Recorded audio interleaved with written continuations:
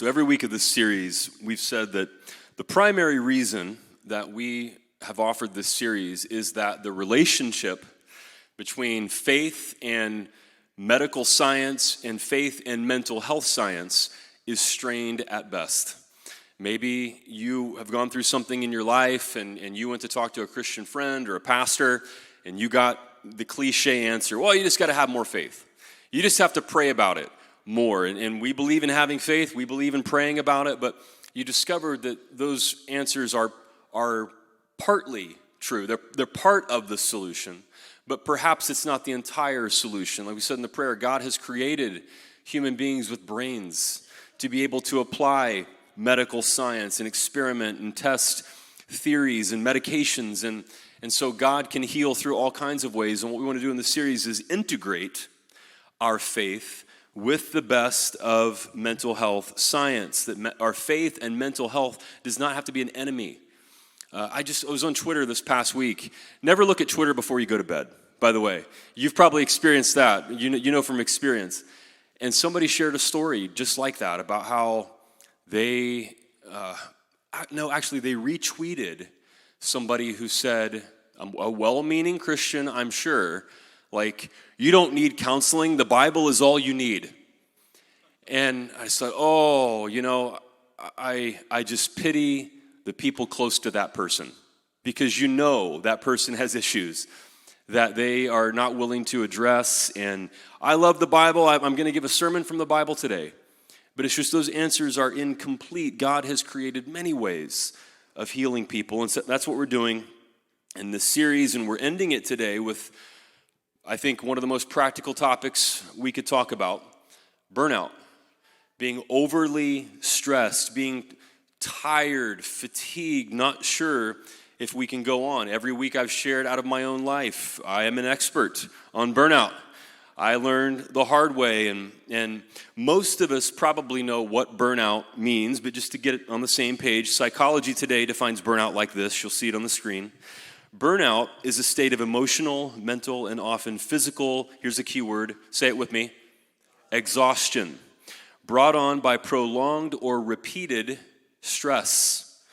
Though it's most often caused by problems at work, it can also appear in other areas of life, such as parenting, caretaking, or romantic relationships. They go on to say that physical and mental exhaustion, this isn't on the screen, but I wanted to read you a little bit more, a sense of dread about work, and frequent feelings of cynicism, anger, or irritability are key signs of burnout.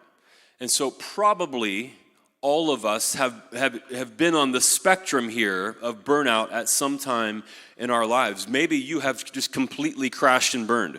Maybe you have that kind of a story to tell. Or maybe right now, you're somewhere along that spectrum, and man, I do feel kind of irritable and fatigued and cynical at times, and I'm somewhere on the road to burnout. But simply put, burnout is exhaustion. It's to be out of fuel. You think about what exhaust means. It means that there's nothing left. It's a draining of the energy when you exhaust fuel, and whatever it is you're doing, you've done it for long enough that your tank has run dry. The battery has run down. That's what burnout is. And here are some current stats when it comes to burnout. And we are actually, probably not a surprise, we might be at the height of burnout that Americans are experiencing, even more than the pandemic, because of the cumulative effects. So last week, Bloomberg released an article, worker burnout is even worse than at the peak of the pandemic.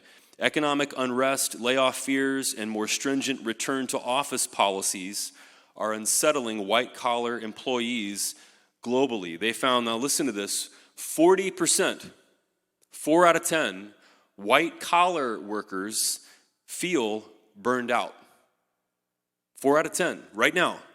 White-collar folks, desk job folks, feel burned out.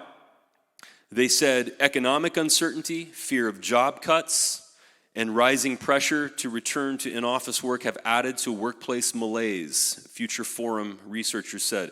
Women and younger workers in particular reported struggling with burnout. Phrases like the Great Resignation and quiet quitting have entered the lexicon. And so the situations that most commonly lead to burnout in our lives have to do with your paycheck, your parents, parenting your kids, and your partner. And pastors can't say no to alliteration. So I just came up with 4 P words, but those are the common causes of burnout. We get into situations that over time stress us, and over time our tank just runs empty. We are exhausted of our energy. In my own experience, burnout is something that at times we know we're headed toward. Does anybody want to say amen to that? Sometimes you're like, I'm burning out here. It's not even a surprise, but we will keep on going. We'll allow burnout to happen to us over time, sometimes without realizing, but often we do realize it. We see warning signs along the way, but we ignore those warning signs. And we do that for a certain reason. We get into a routine and we know we're not happy and we're just going through the motions, but we just keep going. We know we're headed toward burnout, but we keep going. Why do we do that? Well, in my experience, it's because we believe certain things that lead to burnout. There are beliefs that lead to burnout. And so this is not exhaustive, so to speak, but here's a list of a few. Beliefs that lead to burnout. Believing, I'm trapped. I can't do anything else. I have to be in the situation I am. I'm trapped. I don't have anywhere else to go. I can't get another job. Maybe you believe your skill set's limited, or you lack confidence, or the job market's bad in your area. You think there's too much competition. True or not, I can't get another job. I can't take a pay cut. Nobody wants to take a pay cut. But then you think about, okay, well, what's worth it now? Is it a temporary change? But no, we tell ourselves things that lead to burnout. What will people think? Maybe it's quitting a job. Maybe it's something to do with a relationship that's leading to burnout. What will people think? And so we just keep on going. We're ignoring neon signs, flashing warning signs that we're headed towards burnout. But what will people think? So we just keep on going. My spouse doesn't understand. I have to keep doing what I'm doing because my spouse doesn't understand. They wouldn't understand what I'm going through. I can't fail. This is somebody who feels driven, maybe for reasons they're not even fully aware of, to succeed, quote unquote, in a certain area or to do a certain thing. And I just can't, quote unquote, fail at this. Or I need this job, this relationship, whatever circumstances are leading to burnout. No, I can't stop. I need this. I have to prove to somebody that I can do this. We don't even have enough time today to talk about how many people there are trying to prove to their dad, who may be gone, that they can do this thing. They've internalized some belief that, no, I have to prove to this person that I'm worthy and I can do it. I don't have a typo there. I don't know what a choey is. If that's a word, if that's a curse word, I apologize. Not intended. I don't have a choice. Or here's an insidious one. I just have to do this just a little bit longer. How many of us have rocketed toward burnout, telling us, I just have to do this a little bit longer, and then 3 years later, we're still doing, I just have to do it a little bit longer. There are beliefs that keep us where we are on the road to burnout. So imagine you're driving either a gasoline or electric car, pick the vehicle of your choice, and you see the vehicle indicator running down. You can see it happening, but you tell yourself, I just have to keep going. I can't stop now. I can't refuel now. I can't recharge now. I just have to keep on going. And then you look down a little later and surprise, surprise, the fuel indicator is lower than it was before. You can see it happening, but you say to yourself, no, I just have to keep going. I have to keep doing this. I can't stop now. And then you eventually run out of fuel and you're stuck. It doesn't make any sense, does it? But that's what these lies do. We believe things that lead us to burnout, and they cause us to ignore the fuel indicator as it's running down. And so I knew a pastor years ago who was leading a church that was declining, and the church had been around for decades, and it was past its prime. And this is just out of the pastor world. You know, pastors struggle with this stuff just like somebody in any other profession. And there were a few people in the church who wanted to keep everything status quo, even though it wasn't working. And he tried to turn around the church for several years and couldn't.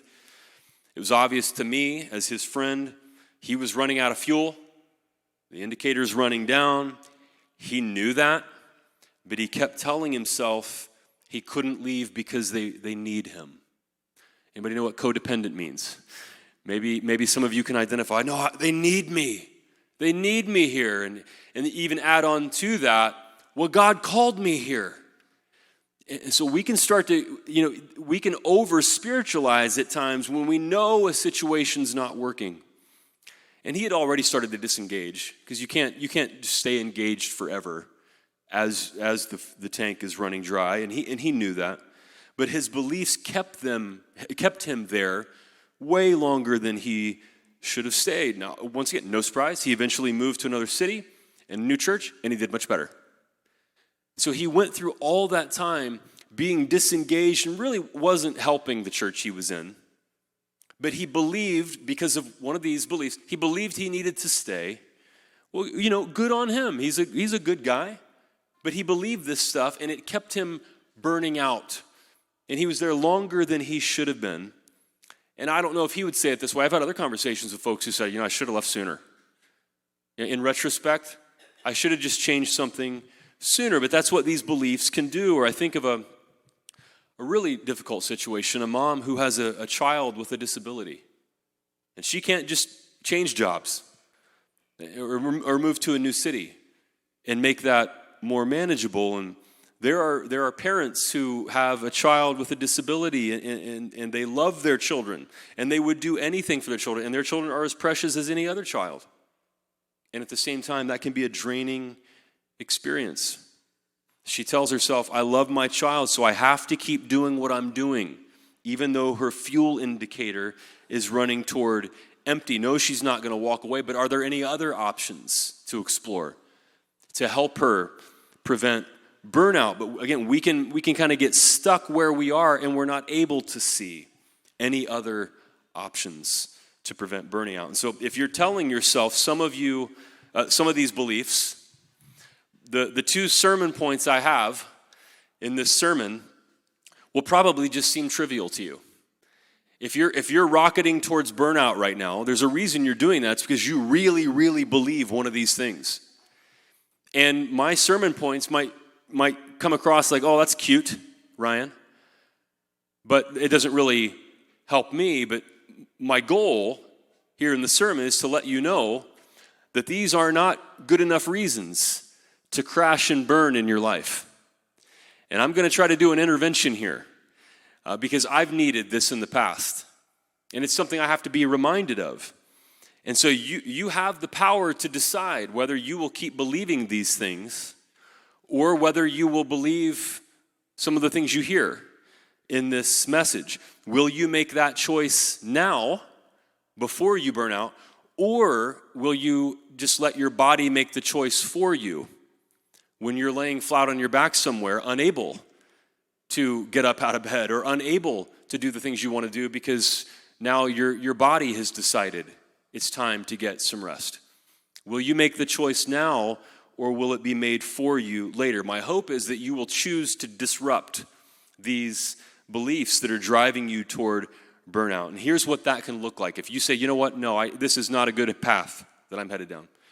Here are a couple of ways that you can disrupt this system and get off the path to burnout. So number one, is to live out your calling by being true to who God has created you to be.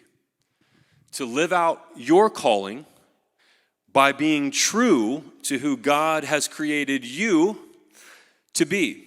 So the Harvard Business Review published an article entitled, "If You're So Successful, Why Are You Still Working 70 Hours a Week?" Isn't that a great title? By Laura Epson.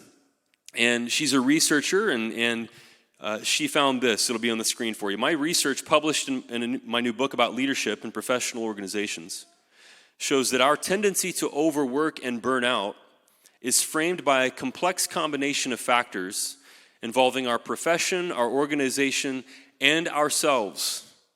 At the heart of it is insecurity. As one senior business unit leader in a law firm admitted to me, I just come in here and work as hard as I can all the time. I feel like I'm doing a good job, but it's hard to measure. That's the nature of what we do. It's feast or famine. And we all tend to be such insecure people that we're all scared all the time.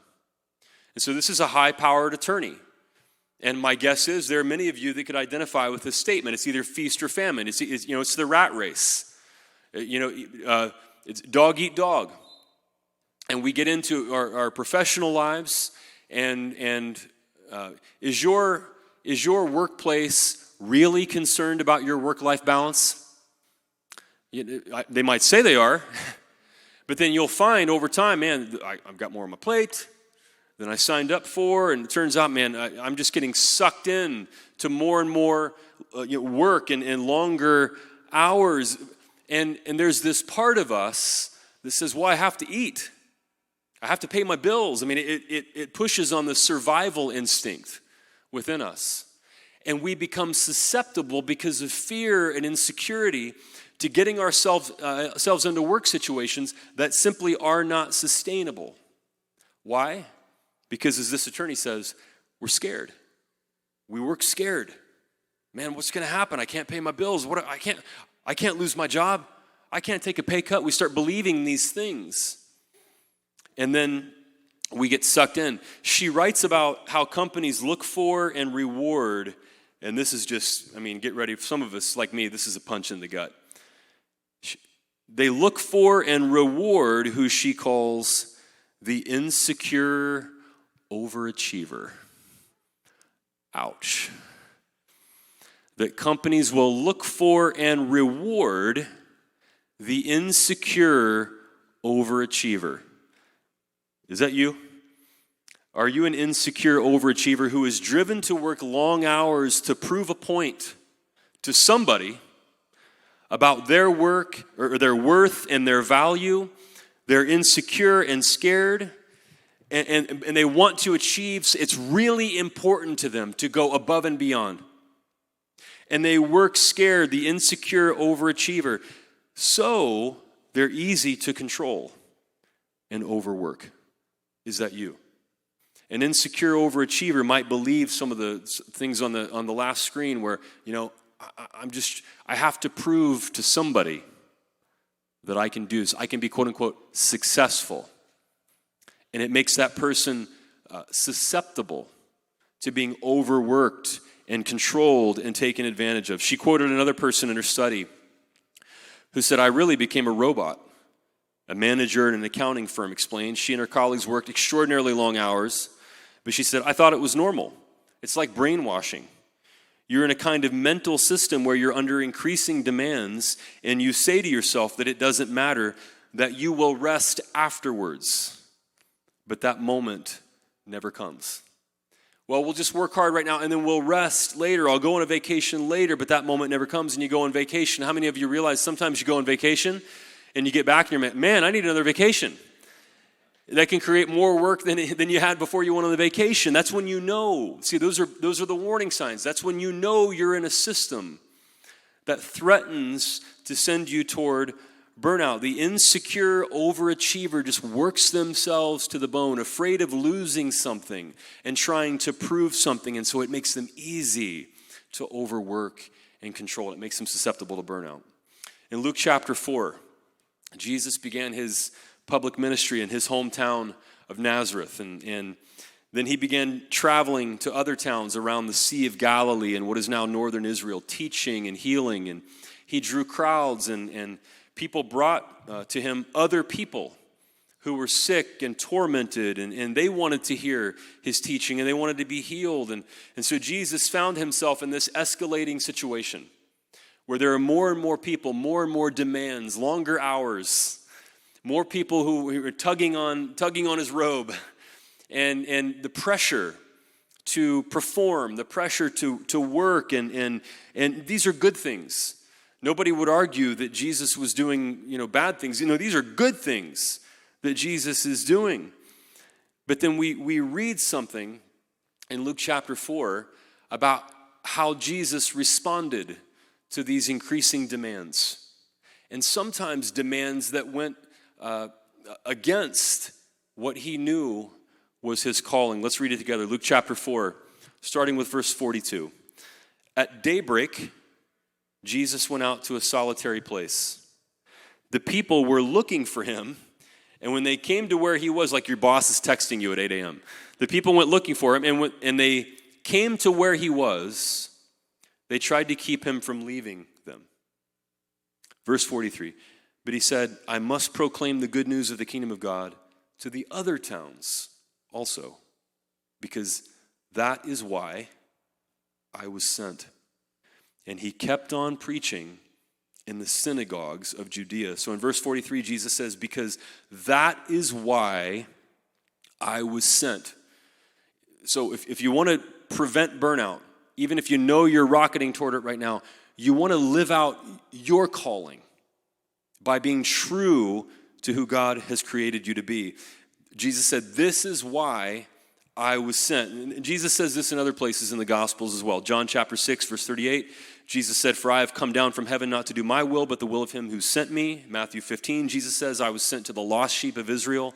There are many examples of Jesus saying what his calling was, being able to articulate his calling. This is why God sent me. This is who I am. This is what I'm supposed to do. The takeaway is clear. Jesus knew his calling. He had a sense of identity that we talked about a few weeks ago, and he knew his purpose. And when you know who you are and what your calling is, you know what activities fit you and your calling, and you know what activities do not fit you and your calling. And you're not as easily swayed by fear and pressure like the insecure overachiever is. When something does not fit your calling, you say no. When something does fit your calling, you consider it depending on the other ways you're living out your calling. But Jesus knew his calling. Back in December, we held our first Discover Your Purpose class at the Well. We had a series called Growth Track. And it's our model about what it looks like to grow as a follower of Jesus at the Well. It's not written in stone. It's not the gospel. It's just our model. And one of those steps is take Discover Your Purpose class. And you learn your shape for ministry, your shape for serving, your unique calling, how you are uniquely shaped to live out your purpose in this world. And shape is an acrostic. S stands for spiritual gifts. H stands for heart. Like your passions, what are you passionate about? A stands for your abilities. What are you good at? What are your natural gifts? What are your skills that you picked up over time? P stands for your personality type. How are you wired? And E stands for experiences. What kinds of things have you done in life? What have you experienced in life that might lead to your passion and that might inform your abilities and so on? So this class is fun because you get to learn about yourself and then share that with other people. And during that class, I remember we were talking about personality types, and somebody shared that they were surprised by their spark type profile. Spark type is one of the personality profiles we took that is specifically focused on career. And spark type gives you a primary type, and then a secondary type, and then an anti-type. And if you're in a job that requires your anti-type, you want to have a talk with your boss. Like, this is not working. That's going to lead you to burnout. But they said it's interesting because their primary type pointed them in the direction of teaching. If they're good at teaching, and they said, okay, that's right. But their anti-type said, you get burned out if you're required to present in front of crowds a lot. And that's so true. I have felt that in my life. And so what they discovered was that there are different kinds of teaching. And they said, oh, my primary type means I like teaching and sharing knowledge and wisdom with people, but I really enjoy doing that in small groups. I like facilitating discussions, like the Socratic method. I don't really like standing up in front of crowds, and I felt that, but this gave me language to articulate that. Why that's the case? Yeah, I'm good with small groups of people, and it was cool to have that person share that insight because it gave them language to something that they knew was true. And if they try to just fit into some preconceived mold of what it looks like to teach, they could get burned out if they get into their anti-type. We'll offer that class again after we move to Perry, maybe 2 or 3 times a year, and so it's a great class, Discover Your Purpose class. But once you know your calling, your shape, now it's just a matter of having some honest conversations. And instead of believing these things that cause you to experience burnout, it's time to have some honest conversations about this is who I am, and this is what I'm called to do. And there are things I can say yes to, and there are things that I have to say no to. So in verse 43, Jesus had one of those honest conversations.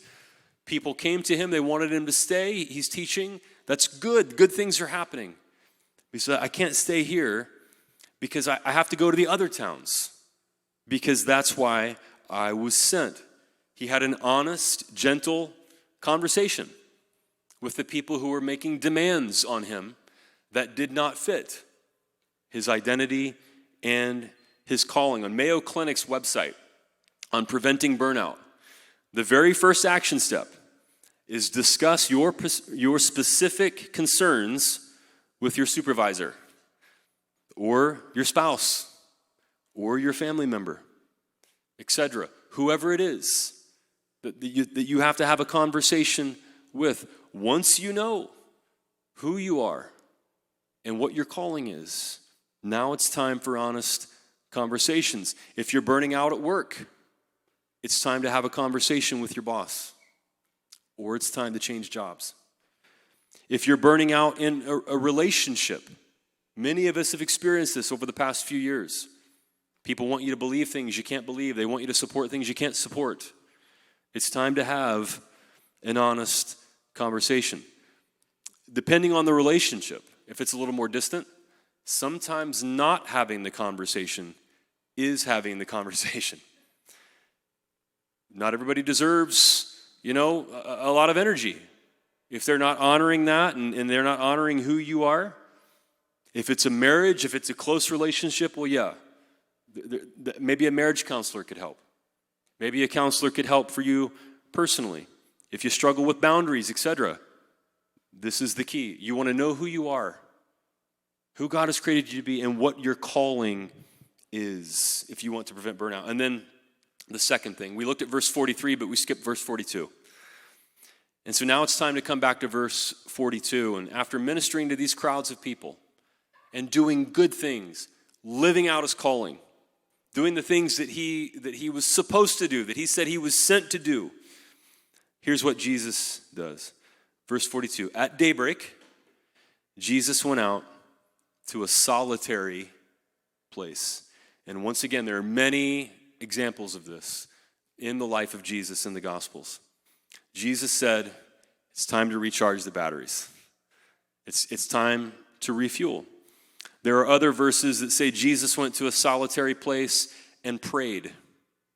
And you see, it doesn't take long. Actually, if you read through the Gospels, you see this rhythm in Jesus' life where Jesus gives of himself. He lives out his calling. He teaches.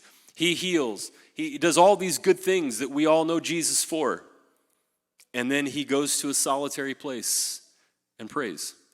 There is a rhythm to Jesus' life. It's crystal clear. He lived out his calling, and then he rested. He built in sustainable balance and rest. And if you want to prevent burnout, you can't do just one of these things. You can't just discover, who you are and what God has called you to do, you have to do both of these things. So to prevent burnout, you have to insist on sustainable balance and rest. And automatically, I know from experience, there are some of you who are like, but I can't rest. I know it's one of those lies on the list. I can't get it. I have to do all these things. I can't get any rest. Do you remember a few weeks ago when I shared the story from a few years ago about when I had a panic attack?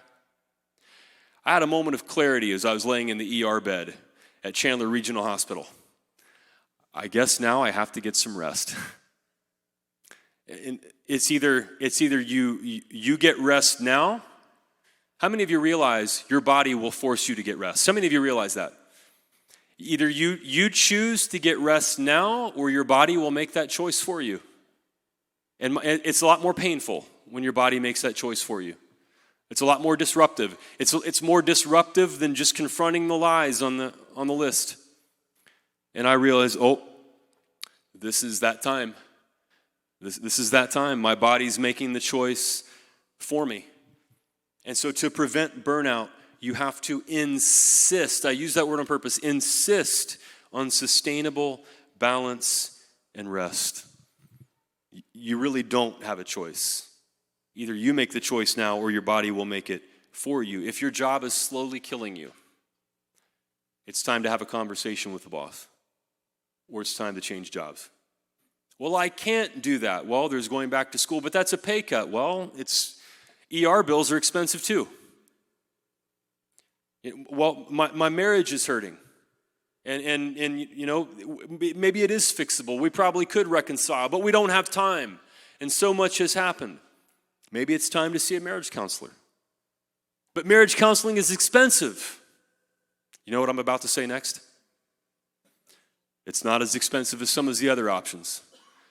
And, like I always say, there are times not every relationship is fixable. So I'm not here to heap shame upon people. Okay, don't take that.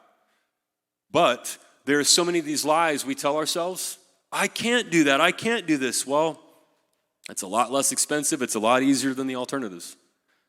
And so to prevent burnout, you know who you are and you know your calling, but you have to insist on balance and rest. I want to share quickly some empowering and potentially life-saving and certainly a lot of happiness-producing material. Is that okay?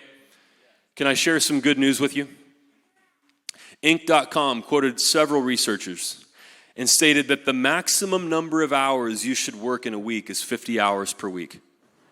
Max. And that includes all the work you do. 50 hours per week. They found that working more than 10 hours a day is associated with a 60% jump in the risk of cardiovascular disease. 10% of people who work 50 to 60 hours a week report relationship problems. The rate increases to 30% for those working more than 60 hours.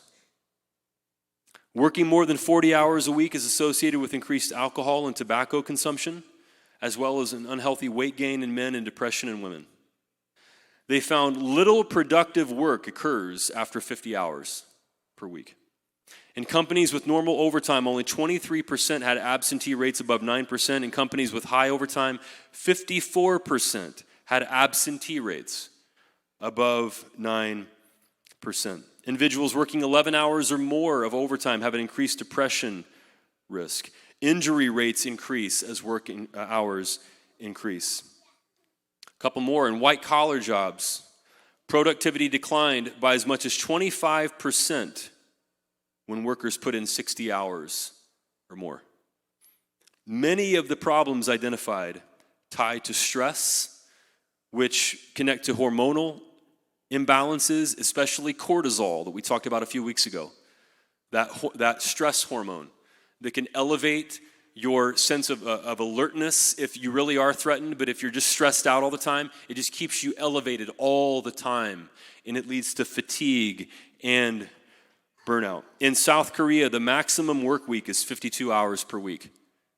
40 hours plus 12 hours overtime. You can't work more than 52 hours a week in South Korea. Jesus' rhythm of taking time away is a part of his culture, and he lived that rhythm in his life. Jesus was Jewish, and observant Jews keep what? the Sabbath. So the Sabbath is one of the top 10 in the 10 Commandments. And here is the way the 10 Commandments are introduced in Exodus chapter 20, verse 1. You won't see it on the screen, but I'm going to refer to it. And God spoke all these words, I am the Lord your God who brought you out of Egypt, out of the land of slavery. That's how the 10 Commandments are introduced in Exodus chapter 20. I'm the Lord your God who brought you out of Egypt, out of the land of slavery. Do you remember the story? When the children of Israel were slaves in Egypt, and what did they have to make? Do you remember? Bricks. They had to make bricks. But Pharaoh said they weren't making enough bricks, so what did he do? He took away the straw, which made bricks even harder to make, and made them work more. Some of you work for some pharaohs. They take away the tools needed to do the job well, but expect more productivity. And the 10 Commandments begin by God saying, I brought you out of slavery. And in the Exodus story, of course, God appears to Moses and he says to Moses, I want you to go to Pharaoh and say, let my people go. Let my people go. And God leads them out of Egypt in the Exodus, and then Moses receives the 10 Commandments from God on top of Mount Sinai, and keeping the Sabbath is one of those commandments. Remember the Sabbath day by keeping it holy. 6 days shall you labor and do all your work, but the seventh day is the Sabbath to the Lord your God. On it you shall not do any work, neither you nor your son or daughter nor your male or female servant. This is a time people had slaves of their own. Nor your animals, nor any foreigner residing in your towns. For in 6 days the Lord made the heavens and the earth and the sea and all that is in them, but he rested on the seventh day. Therefore the Lord blessed the Sabbath day and made it holy. I've talked about the Sabbath here several times before. You probably had the same experience when I was growing up. The Sabbath day meant you couldn't have any fun. That's what the Sabbath day meant. The stores are closed. You can't buy beer on the Sabbath. That's what the Sabbath meant. And that was part of my religiosity growing up. In January 2012, I had this amazing experience to go to Israel and see the Holy Land for 9 or 10 days. And if I just kept a blog for the church, then I could go for free. How many of you know when you get offered a free trip to Israel, you go ahead and take that trip? And so I went on this trip to Israel, and the Jewish Sabbath begins at sundown on a Friday night, and we were in the tour bus on the way back to our hotel in Jerusalem. And the tour guide, who was a Jewish guy, he said, well, getting ready for the Sabbath here. And he said, let's put on some Sabbath music. Some of you remember me talking about this before. Let's put on some Sabbath music. And you know, Sabbath music to me just sounded really sad. I didn't know what to expect. Like, you cannot buy beer today. You know, something like that. That was Sabbath music. But they turned on the radio. He said, let's hear some Sabbath music. And he turned on the radio, and here was his Sabbath music. Start spreading the news. Dun, dun, dun, dun, dun, dun. All right. I didn't know that the Rat Pack was Sabbath music. This is Sinatra. This feels pretty good. And that just kind of set the vibe for the Sabbath in Jerusalem. We're in Jerusalem. Got back to our hotel. Everybody in the hotel looked happy. It looked like, there's like this vibe of like, it's the Sabbath. Yes. Serious. It was like, whoa, okay. Can you guys buy beer here on the Sabbath? Because we couldn't do that.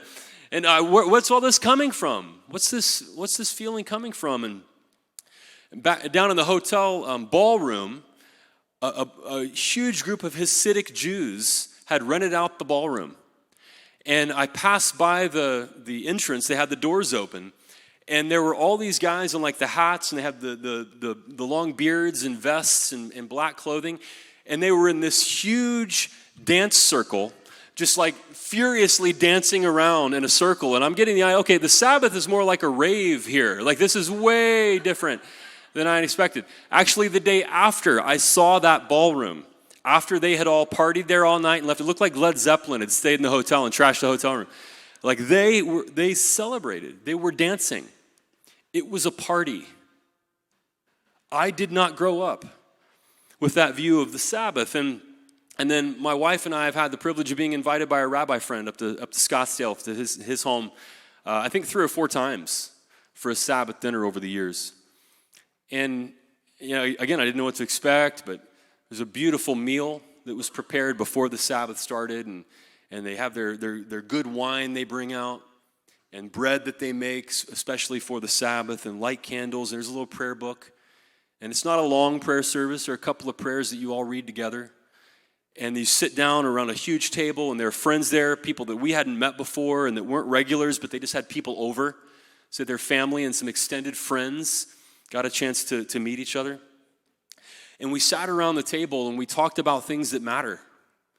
And got to know each other and talked about our lives, what was going on in our lives, and talked about what was going on, in other parts of the world, things that matter. And I got this idea, man, Jewish people have a much different view of the Sabbath than what I grew up with.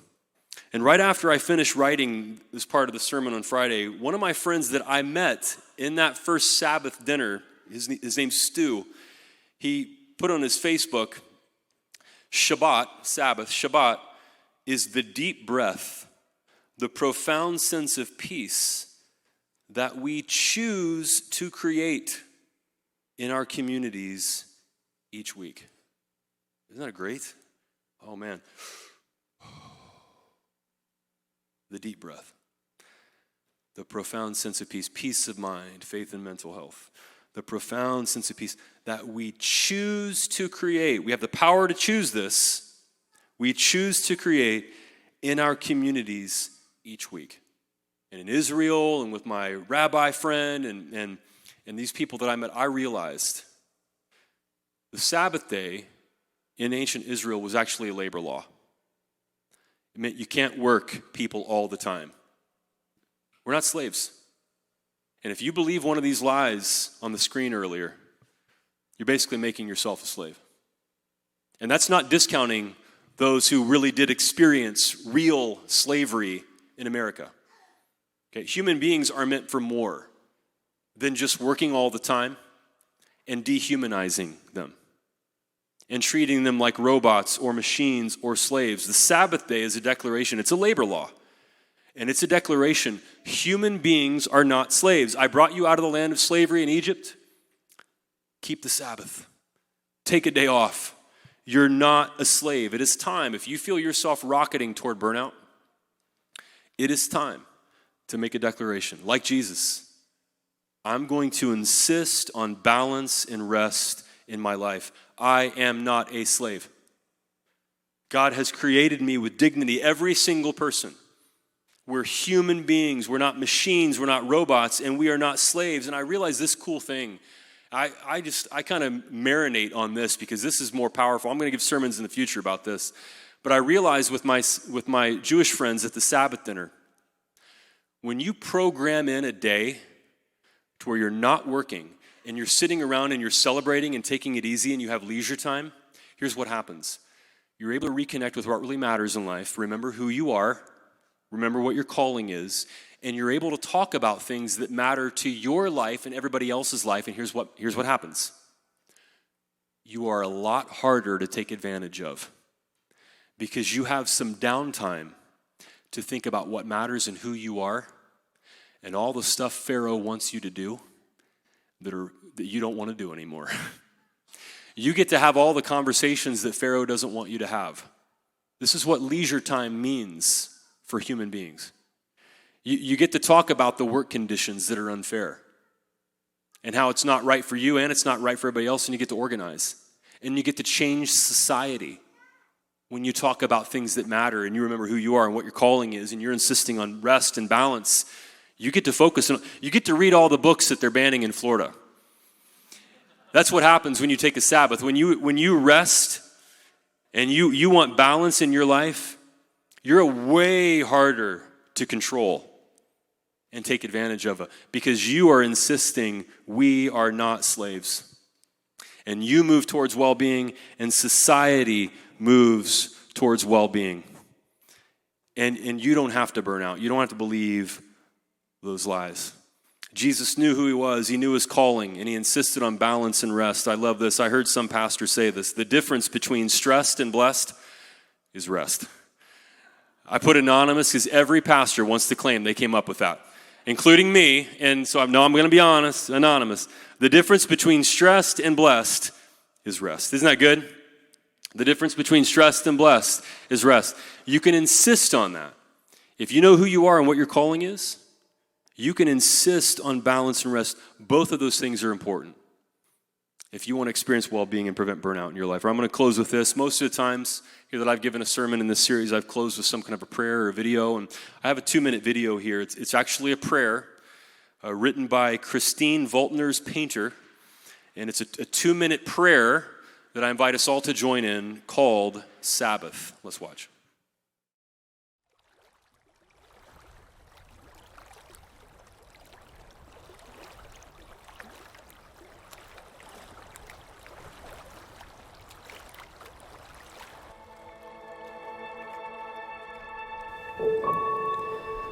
God of holy rest, on the 7th day you paused, laying down the work of creation, and entered into sacred stillness.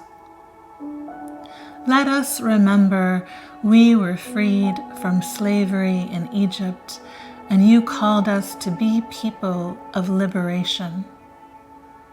Kindle in us the strength to say no to a world of perpetual busyness. Inspire us to set aside all of our plans and goals to receive the lavish gift of rest for ourselves. Let the Sabbath be a time of profound renewal, of intimate connection with you, and a rekindling of our holy desires to be of service. Sustain in us the desire to simply be and not succumb to the demands of productivity and an endless string of achievements. Let our lives be a loving witness to a world of restoration and refreshment, of the profound goodness of joy and delight, taking pleasure in the generous gift of pausing.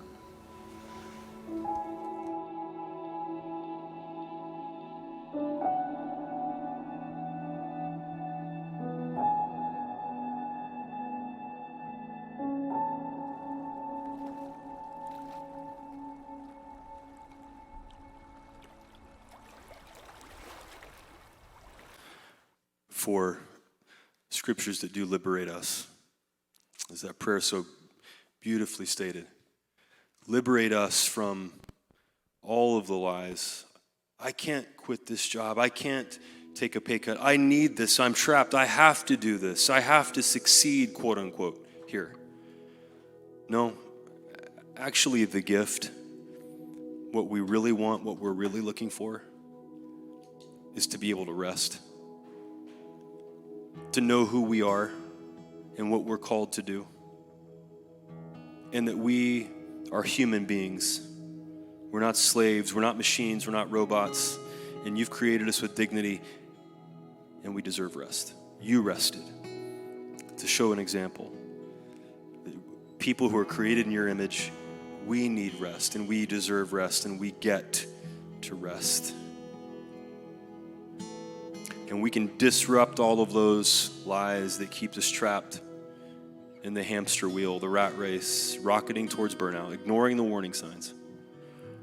When we know who we are and what our calling is, we can say yes and we can say no. And we can insist on rest and balance. And not only does it liberate us, but like in the Exodus, it liberates everybody. The world is made better because now we can stick up for everybody under some kind of tyrannical rule or pressure to throw away their lives, working for something that doesn't care about who they are.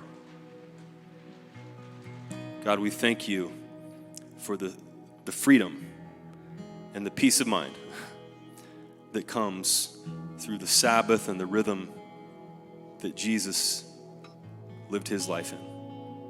For those of us here during this series who have thought, well, maybe it's time to see a counselor. Maybe we do so, God. Or visit a doctor and address these things that have been weighing on us. Or it's time to have that honest conversation with the boss or with somebody else in our lives. It's time to look for options. That parent who's burned out caring for the child, they need a break. They need support. They need help. They need somebody to come in and help sit for a while and they can go outside and take a breath and get rest. May we be able to see the options, God. Get creative for how we can experience the Sabbath. And we thank you, God, that we can experience peace of mind. In Jesus' name. Everybody said,